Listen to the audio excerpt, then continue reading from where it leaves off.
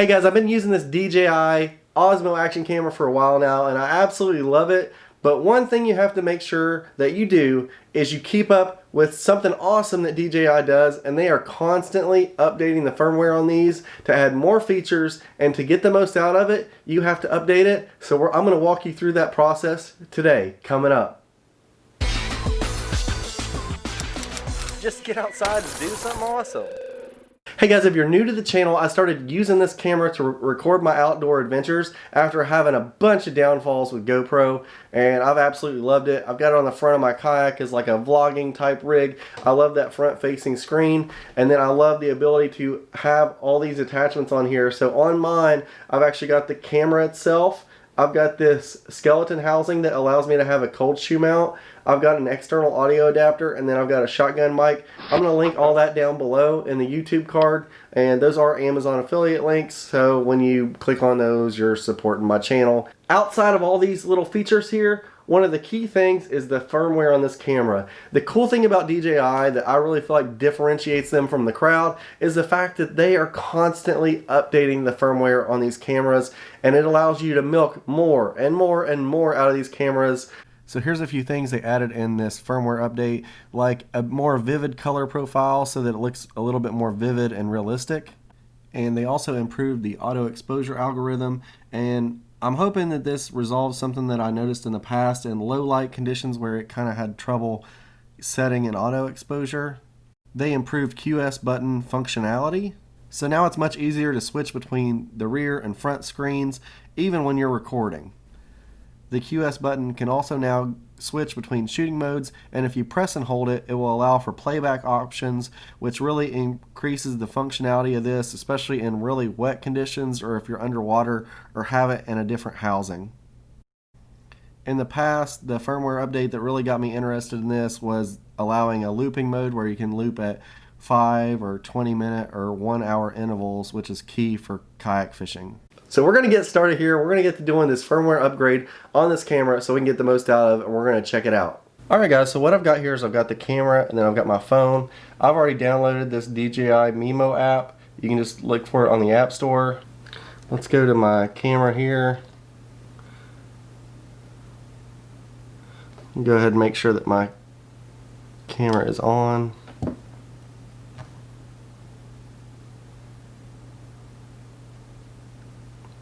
So I'm joining my camera here. Alright, so as soon as I jumped into my camera there, it gave me that update, new firmware available. Tap to update, so I'm going to tap that. And so it's going to tell me to install firmware, so I'm going to click install. And this tells you the version here.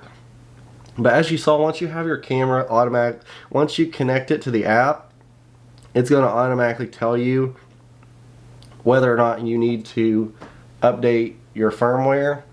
When you do download this app for the first time, it'll give you a walkthrough on how to connect your camera to your phone through the app. So if you're confused about that, when you get the camera, it explains that, and then it's automatically going to prompt you to update yours to the latest firmware.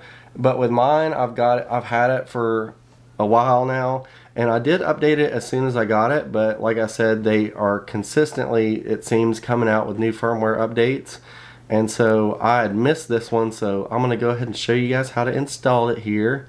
As you can see, this is really easy, and it makes the process really almost foolproof. So it shows you the version that you're updating your firmware to, and then it also goes through down there in the bottom exactly what those updates are that are going to be included in that firmware version, which I went ahead and went over the key ones earlier in this video for you guys. Alright, so everything is done as far as, look at that dude there, hey, everything is done as far as the update goes. So I'm going to close out my phone here. I'm going to get to messing with this camera. So on the back of the camera, you can see here it says update successful.